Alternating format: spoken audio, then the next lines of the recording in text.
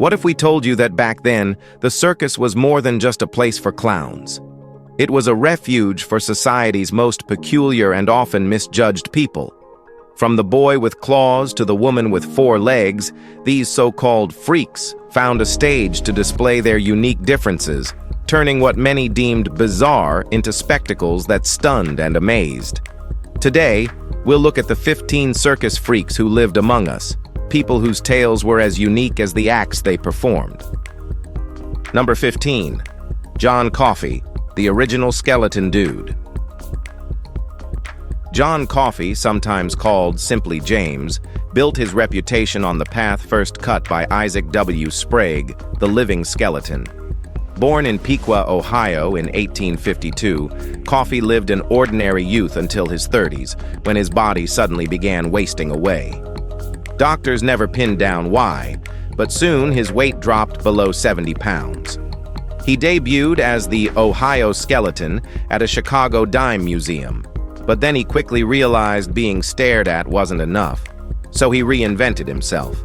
He dressed sharply, called himself the Skeleton Dude, and leaned into charm. He teased audiences with mock marriages, bride contests, and the showman's flair that made him stand out. Coffey toured with Barnum and Bailey beginning in 1889, his fame carrying him to Europe.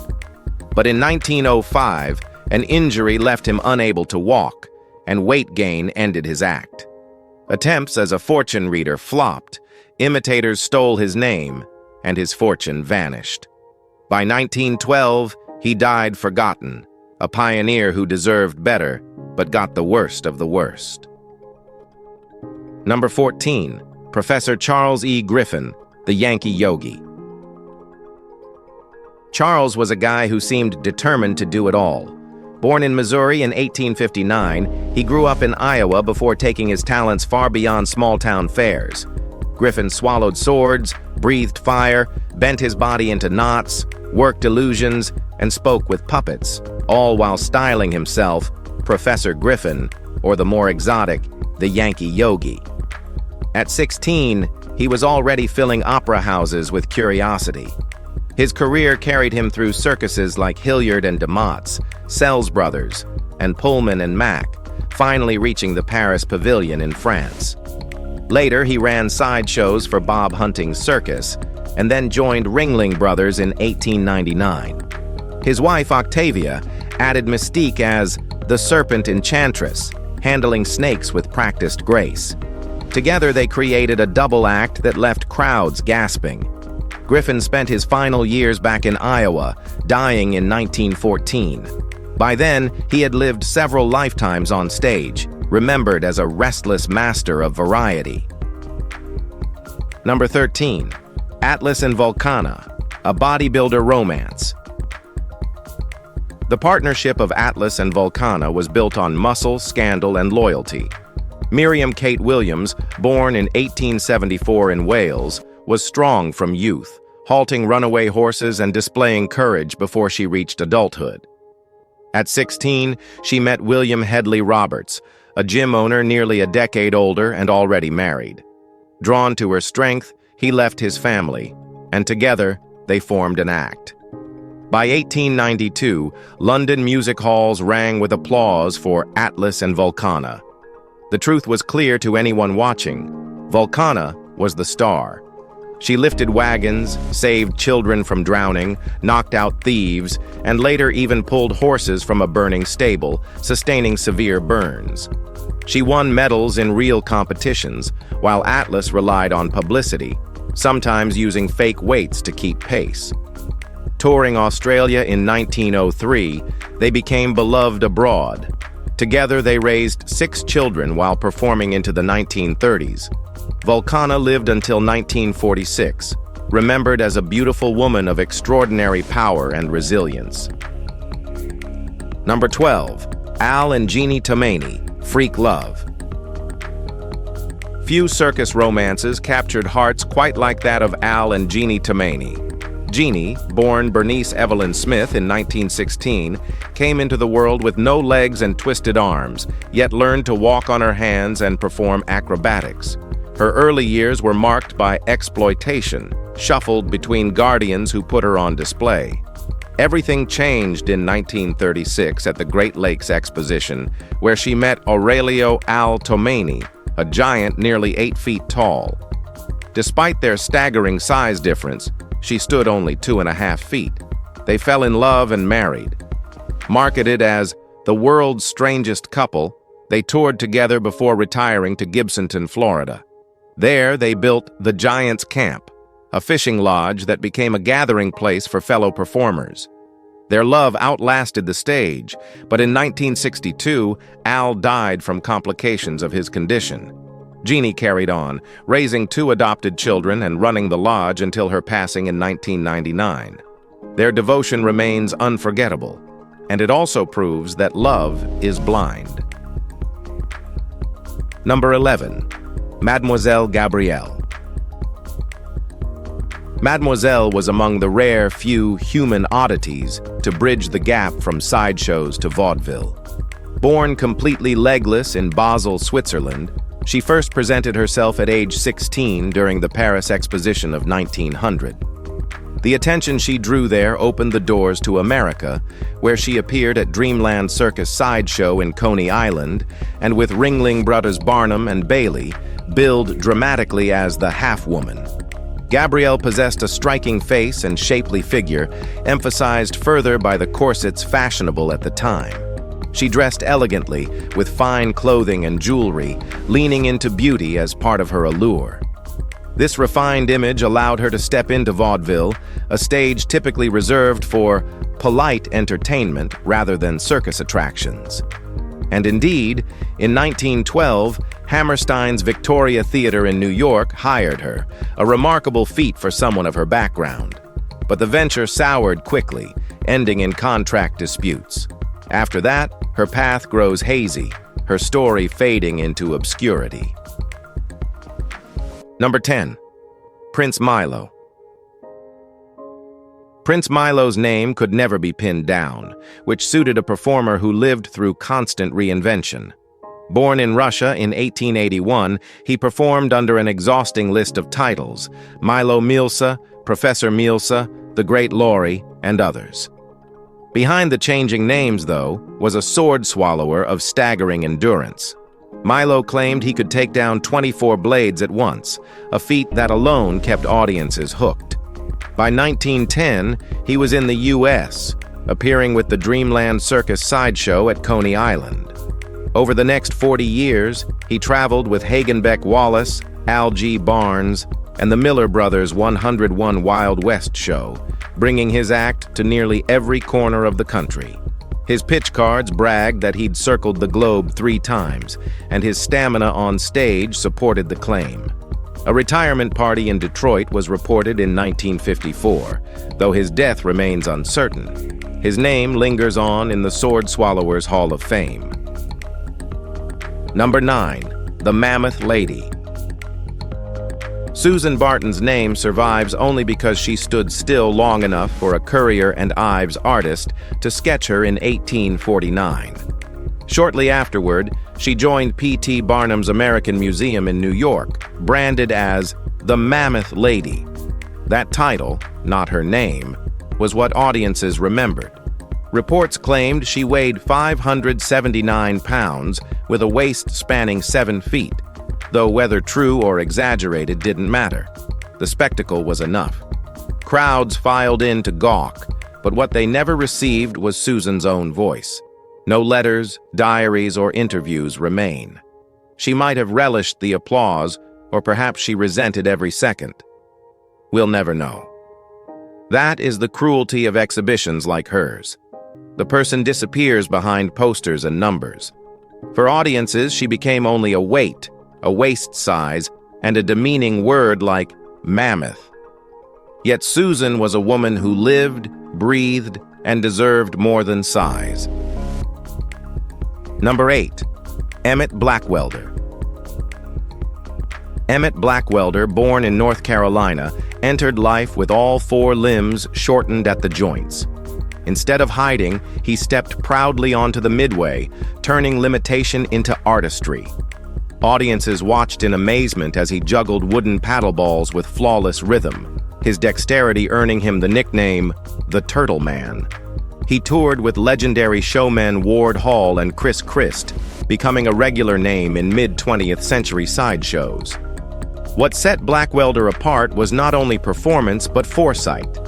He treated show business as exactly that, a business. Saving carefully, he built financial stability while others were left destitute when the carnival lights dimmed. By the time he retired in 1984, he had spent decades proving his skill was more than spectacle.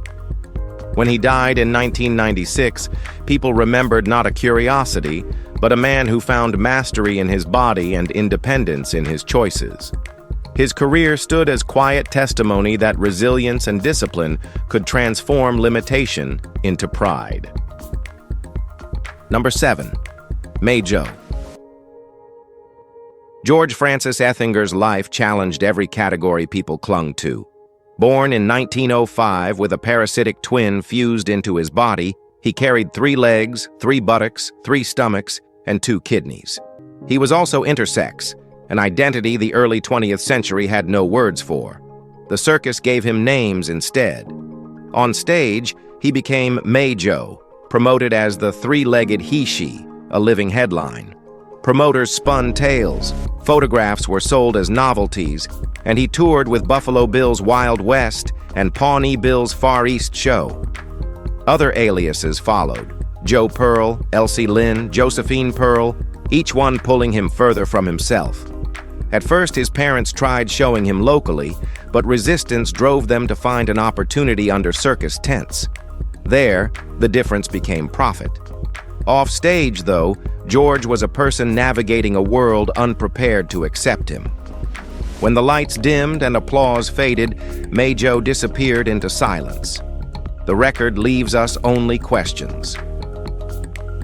Number 6. Commodore Nutt. In 1862, P.T. Barnum discovered George Washington Morrison Nutt, a young dwarf performer appearing in small English sideshows. Unhappy with how he was being treated, Barnum swooped in, paying Nutt's parents $30,000 for a 3- to 5-year contract that promised both education and career opportunities. Barnum rebranded him as Commodore Nutt, soon making him one of his star attractions. But the greatest drama came off stage. Barnum already employed Charles Stratton, famed as General Tom Thumb, and rivalry between the two men was fierce. At the center of it all was Lavinia Warren, another dwarf performer, whose affections both men pursued. Tensions grew so heated they even fought physically. When Warren chose Stratton and married him, Nutt was heartbroken. Withdrawn and disillusioned, he avoided romance for years. Yet Commodore Nutt still carved his own place in circus lore. He wasn't remembered only for size, but for his charm, wit, and kind nature, even as his personal disappointments shadowed his fame. Number 5. Priscilla Bejano. The unique story of Priscilla defied societal norms and blurred the boundary between human and beast. Born in 1911 in the lush jungles of Puerto Rico, Priscilla suffered from hypertrichosis, a rare disorder that covered her body in thick, dark hair. Her striking appearance earned her the moniker Monkey Girl, a title that lingered throughout her life. Yet Priscilla's path was not one of rejection. At only 3, her father carried her to New York City in search of medical answers. Instead, his quest opened the door to sideshow stardom. She was discovered by Carl Lothar, a compassionate showman who looked past her condition, offering mentorship, protection, and fatherly care. Under his guidance, Priscilla's unusual look became her charm. With her warm smile and gentle heart, she captivated audiences nationwide. Even more profound was love. She married Emmett Bino, the alligator-skinned man. Their union blossomed, proving that affection transcends judgment and that even the most unconventional lives could find real love. Number 4. Ada Briggs. Ada was born in Pulaski, and by the 1870s was already a fixture in dime museums. Standing just 5 feet tall and weighing over 520 pounds, she was billed in the 1880s with an unusual twist: fat and beautiful. Newspapers raved she was as beautiful as she is big, and in 1890, Pittsburgh's World's Museum promoted her as the Fat Beauty, a title that followed her for life. At a time when most fat performers earned $40 weekly, Ada commanded $60, sometimes even $75, higher than clerks, tradesmen, and many professionals. Though fat acts were common and often dismissed as less sensational than giants or limbless performers, Ada carved out a distinct place. In 1885, she was even elected president of a fat lady convention in Baltimore, weighing 536 pounds. Audiences came seeking novelty, but what they saw was composure and poise. Ada Briggs didn't just endure the gaze, she reshaped it, proving beauty could thrive on a stage built for ridicule.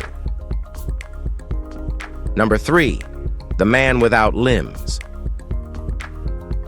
In the circus world, few stories embodied willpower more than that of Prince Randon. Born in British Guiana in 1874 without arms or legs due to the rare condition tetra amelia syndrome, his very presence defied nature's limits. Yet it was his ingenuity and grit that truly set him apart. From boyhood, Randon mastered adaptation, astonishingly writing, painting, and even shaving using only his mouth. His unique talents drew the attention of P.T. Barnum, who recognized in him the makings of a star. Under Barnum's management, Randon achieved international fame, astounding crowds with acts that seemed impossible. One signature feat involved rolling and lighting cigarettes with his lips, smoking them with ease before stunned spectators. But his appeal wasn't only physical.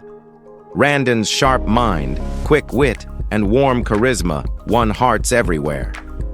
Beyond the stage, he lived fully, married to his wife, Princess Sarah, with whom he raised 5 children.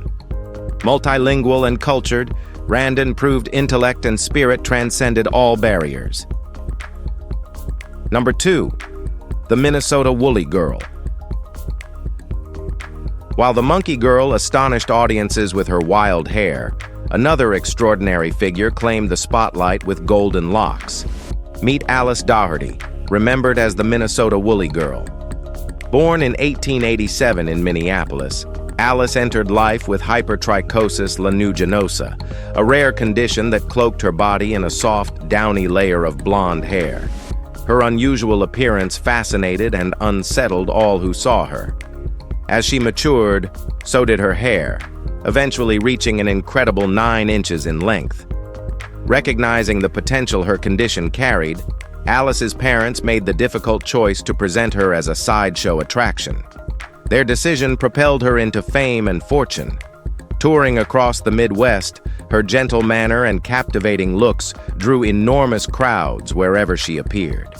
Yet the rigors of circus life proved draining. At only 28 years old, Alice courageously retired, leaving the spotlight behind. Though her career was brief, she left behind a legacy that enthralled thousands with her rare beauty. Number 1. The Siamese Twins. While Priscilla's unusual appearance stirred curiosity, few captivated like Chang and Eng Bunker, the original Siamese twins. Born in 1811 in the Kingdom of Siam, now Thailand, the brothers were fused at the chest, an astonishing connection that gave birth to the enduring term Siamese twins. Discovered by British merchant Robert Hunter, the pair were brought to America in 1829, where their bond enthralled audiences. Marketed as the Siamese Double Boys, they toured the United States, their coordination and brotherly rapport mesmerizing crowds. But Chang and Eng were far more than spectacles. Shrewd businessmen, they secured lucrative contracts and amassed significant wealth. Eventually, they retired to North Carolina, where they defied norms again by marrying sisters Adelaide and Sarah Yates. Together, they fathered 21 children. Despite their rare bond, the brothers lived remarkably ordinary lives, maintaining separate homes and alternating stays every 3 days. They earned respect within their community, demonstrating that even extraordinary circumstances could nurture normalcy. If you've enjoyed this video, please like and subscribe. Thanks for watching. We'll see you soon.